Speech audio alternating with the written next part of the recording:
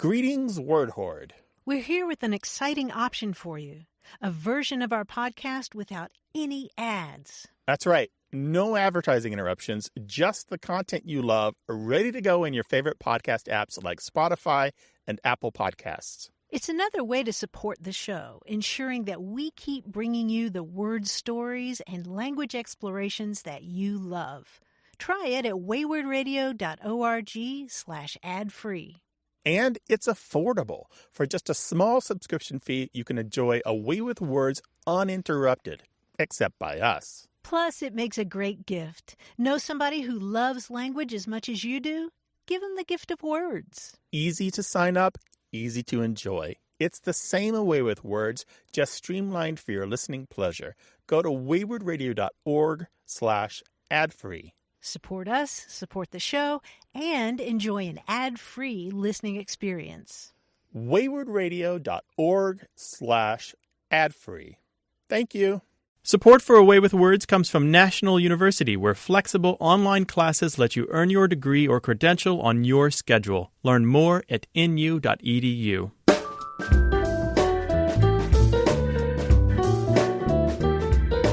It's another minicast from A Way with Words. I'm Martha Barnett. So, are you, like one of those, like people who, like they use a lot of, filler words in, like, their conversation? Well, if so, I apologize for that last sentence, of course, but here's how I'm going to make it up to you. I'm going to tell you a really cool, fancy term for all those filler words. And it happens to be a word that's a whole lot of fun to say. Alan from Washington, D.C. phoned us to talk about it. I have a question about a word that I ran across that I'd never seen before, and I'm not entirely sure how to pronounce it, but I'll give it a shot. It's Embololalia. Embololalia. That's pretty sexy. It's quite a word, and I gather it's also spelled with an extra syllable in there, so it sometimes is spelled Embololalia. Embololalia? Now, where did you run across this? I assume it wasn't the Washington Post, or... It was not the Washington Post. It was in some obscure book, and I've tried to actually remember where I saw it first. I wrote it down in a little notebook I had because it caught my attention, and then I tried to figure out. I know basically what it means, but I couldn't figure out both what the root and the history of the word is, and why it's evidently fallen out of use. Because it seems to me, it's a very useful word. Well, Alan, what was the context? In which I first saw it? Yeah. I don't even remember that. I just remember seeing it in some written form, and then I remember, and I've since tried to Google it, and have not found it appearing in many books on Google Books or anything. So it doesn't seem to be a word that is used much. No, it doesn't appear very often at all, does it? No, and it's and. As I understand it, the basic meaning is it's those meaningless filler words that people put in their speech. Okay. Embololalia, I say that all the time. Instead of and Embololalia. But what I love about it is it seems like it would be awfully useful, since lots of people, and I speak as a father of a couple teenagers who seem to be using a lot of Embololalia in their speech these days. Oh, sure, yeah. And it also, just like exactly.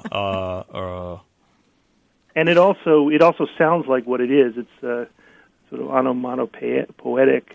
It sounds like a tongue wagging. But anyway, I can't figure out where it came from or why it's fallen out of use. So I thought you would be able to help me. There's a couple things happening with this word. One is it's never really been that common, and it's not an official medical term nor an official scientific term. So it's just kind of one of those terms that somebody coined once because they needed it, and it's kind of persisted a little bit. But for the most part, it's mainly used in books about strange words, or it's used by people who read books about strange words and try to assert them in their own writing. So it's not a common word, and has never been, neither spelling of it has never been very common. Which also explains why there is more than one spelling. It never was used enough for one spelling to win out. Oh, but I agree with Alan. It's a great word. Yeah. I'm going to add this because it's a great word to say. I think it's memorable too. Once you connect it to a thing that everyone knows about, that there are people in this world who say as every other word or as every third word, right? Yeah. Well, just looking at these, I'm just looking at the word written out here. I'm guessing it's from Greek. Embololalia. Yes, the lalia having to do with speech, talking, like glossolalia and echolalia when people repeat coprolalia. words. Coprolalia when people talk a lot of rubbish. Does it have any relationship to the word embolism? It does, yes. The first part is, the root is embolus, E-M-B-O-L-U-S, which means plug or stopper. And so if you have an embolism in your brain, it's something that's in the way of the normal flow of blood, right? Yeah, and as I recall, embolism goes all the way back to a Greek word that means to throw. And you see that B-O-L in other words, too, like hyperbole, kind of a throwing over, going over the top. So throwing a lot of pause words into your speech. Well, yeah, tossing things into your speech, I would think. Makes I don't know. sense. Do you see a definition for it, Grant, someplace? For which? For embololalia. I have two here, as a matter of fact. One is the use of virtually meaningless filler words, phrases, or stammerings, or so-called hesitation forms in speech, whether as unconscious utterings while arranging one's thoughts, or as a vacuous, inexpressive mannerism. For example, well, like, I mean, all summed up in embololalia. Yes, embololalia. And another definition, slightly different, introduction of insignificant words or those devoid of meaning into a spoken sentence, thus obstructing speech. So one is kind of about the words themselves, and the other one is about the mechanism of producing speech. By the way, lalia, that suffix at the end, could be directly translated as chatter. So you might literally translate embololalia as chatter stopper or chatter plug or plugs. The plugging of chatter, something like that. Or tossed in. Yeah. That's how I would read Well, it would have made a good Tom Lehrer song, I think. Oh, yeah, sure. He could do an album on a word, couldn't he? Could have had fun with that. Yeah, or if you forget the lyrics, just say embololalia, rhubarb, embololalia. Well, that's gosh. very helpful. Thank you. Well, Sure. Thank you for calling about this word, Alan. Let us know the next time you find something in a cool, obscure book, okay? I will. Thank you. Okay. Thanks for calling, Sarah. Bye-bye. Embololalia. I just love saying that word. In fact, you know that word for a song that you can't stop thinking about? Earworm? I think that embololalia is my new ear word. I'm going to be thinking about that all day. Well, is there a word that's stuck in your ear? You just keep thinking about it or staring at it on the page?